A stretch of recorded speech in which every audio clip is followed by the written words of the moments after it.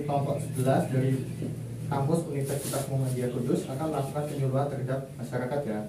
Yang pertama kita akan melakukan perkenalan. Perkenalkan, nama saya Imran Ramandistira sebagai moderator. Perkenalkan, nama saya Dewi Aulia, saya sebagai penyaji. Perkenalkan, saya Selina Esmustika Sari sebagai penyaji kedua. Perkenalkan, saya Erika Wadairawati sebagai notulen. Perkenalkan, Salma Kaula Fadilah sebagai observer. Dan saya perkenalkan, nama saya Trisna Luiza sebagai observer kedua. Perkenalkan, nama saya Tita Febriansa sebagai fasilitator. Terima kasih atas perkenalannya. Kami di sini akan melakukan penyuluhan tentang wanita usia subur. Sebelumnya, apakah peserta sini sudah tahu apa itu wanita usia subur? Belum ya. Nanti akan diterangkan oleh kami.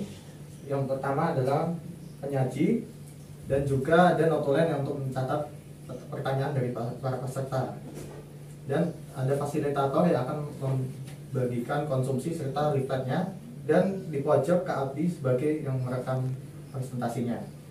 Semoga bisa kembali ke tugasnya masing-masing. Ibu dan Mbak, untuk kontrak waktu penyuluhan hari ini itu 30 menit ya, cukup ya? Cukup. Ya, baik, untuk materi subbabnya yang akan dijelaskan teman saya yaitu mengenai definisi apa itu wanita usia subur, lalu cara mengetahui masa subur, dan juga, lalu fisiologi wanita usia subur, fisiologis ketidaksuburan wanita, psikologis wanita usia subur. Nah, itu yang terakhir ya. Nah, selanjutnya akan dijelaskan oleh pemateri teman saya. Semoga dan waktu dan tempat dipersilakan. Oke, baik. Assalamualaikum warahmatullahi wabarakatuh. Waalaikumsalam warahmatullahi wabarakatuh. Selamat pagi mbak-mbak semuanya. Perkenalkan, kami dari mahasiswa Universitas Muhammadiyah Kudus yang bertugas untuk menyampaikan penyuluhan tentang wanita usia subur.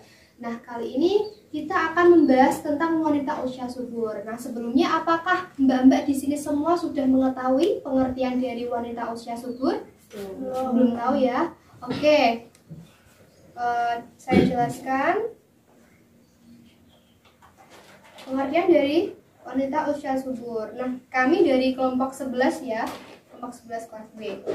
Nah, apa sih itu wanita usia subur? Jadi wanita usia subur adalah wanita yang memiliki organ reproduksinya itu sudah berfungsi dengan baik antara umur 18 sampai 49 tahun, di mana masa-masa subur ini petugas itu wajib untuk menyampaikan penyuluhan atau pendidikan kesehatan pada wanita usia subur yang memiliki masalah mengenai organ reproduksinya. Nah, selanjutnya kita akan membahas tentang ini, apa saja fisiologi wanita usia subur. Nah, jadi fisiologi itu adalah sistem yang mendukung manusia. Jadi ada beberapa sistem. Yang pertama adalah sistem kardiovaskuler, yang kedua adalah sistem reproduksi, yang ketiga adalah sistem muskuloskeletal, yang keempat adalah sistem eliminasi, dan yang kelima adalah sistem syaraf. Untuk sistem kardiovaskulernya itu adalah di masa usia subur itu 18 sampai 49 tahun, semakin tua kita itu akan mengalami yang namanya peningkatan volume curah jantung. Nah, biasanya semakin kita tua itu akan mengalami yang namanya hipertensi atau tekanan darah tinggi. Yang kedua, untuk sistem reproduksi. Di masa subur 18 sampai 49 tahun, semakin tua kita itu akan terjadi yang namanya penurunan reproduksi.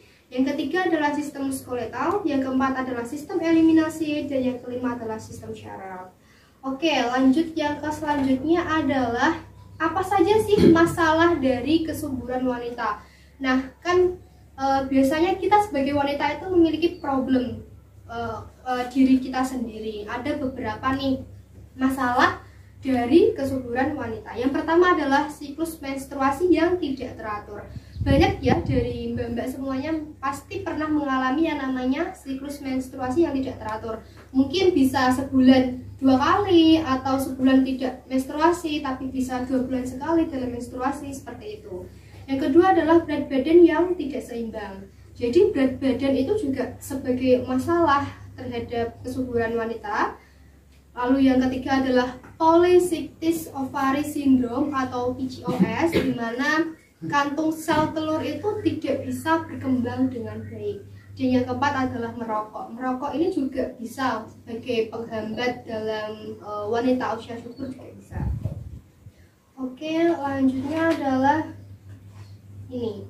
Apa saja faktor yang menyebabkan ketidaksuburan pada wanita? Banyak sekali faktor yang menyebabkan ketidaksuburan wanita. Yang pertama adalah menolak kehamilan dalam jangka panjang, menopause. Yang kedua adalah menopause dini, yaitu menopause dini itu berakhirnya masa menstruasi. Biasanya pada umur 45 ke atas itu menstruasi kita itu akan berhenti.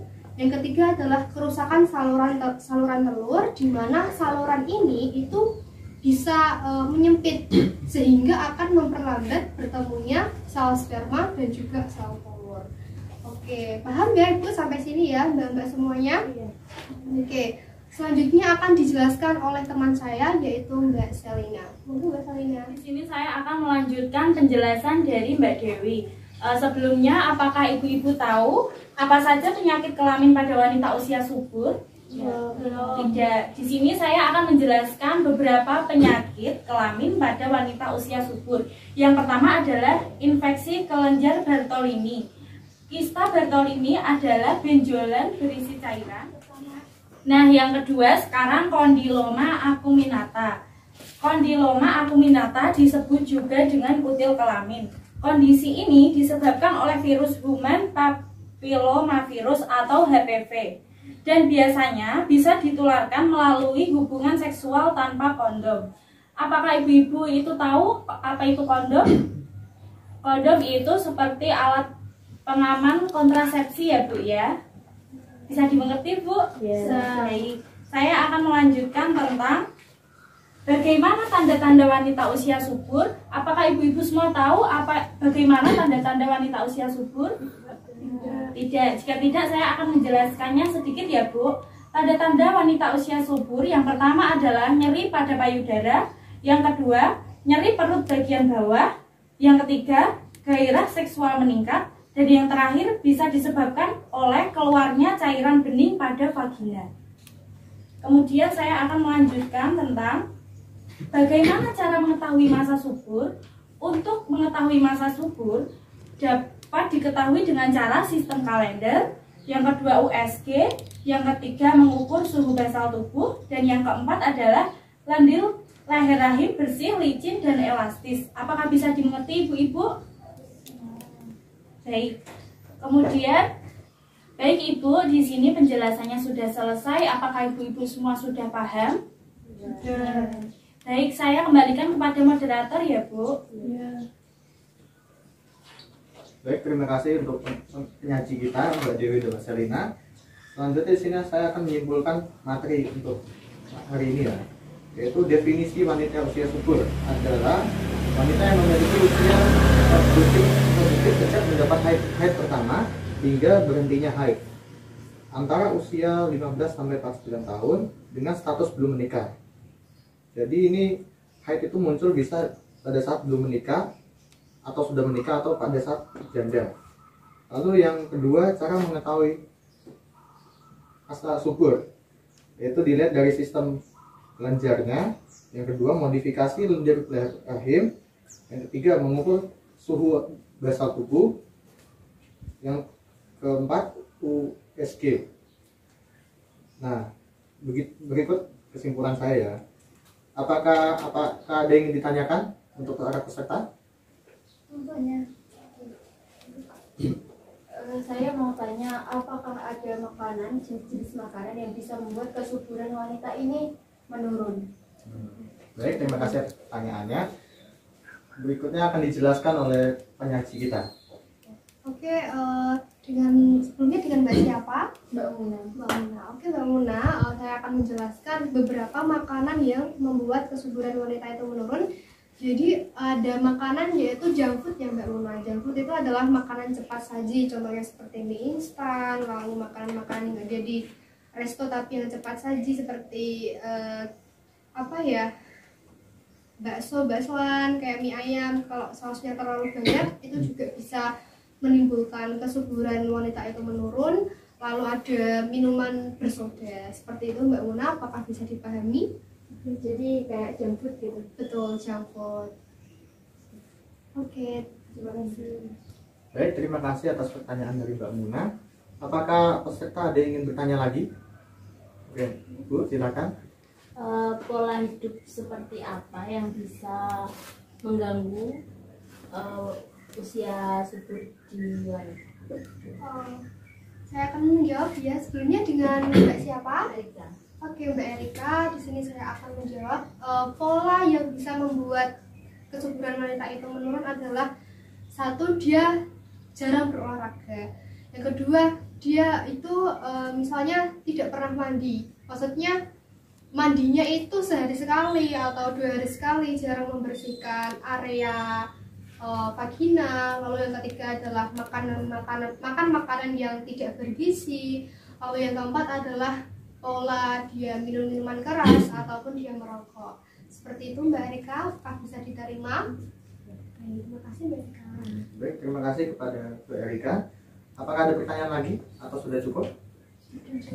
Apakah para peserta sudah paham dengan materi yang disampaikan oleh penyaji kami? Sudah. Baik, waktu sudah 30 menit. Saya rasa cukupkan sampai sini ya untuk penutupnya. Mari kita akhiri dengan berjalan membela bersama-sama. Alhamdulillahirabbil alamin. Baik, terima kasih atas waktunya untuk para peserta. Apabila ada kesalahan dan salah kata dari kami, mohon maaf yang sebesar-besarnya. Oh, sama satu lagi, tolong untuk fasilitator membagikan leafletnya.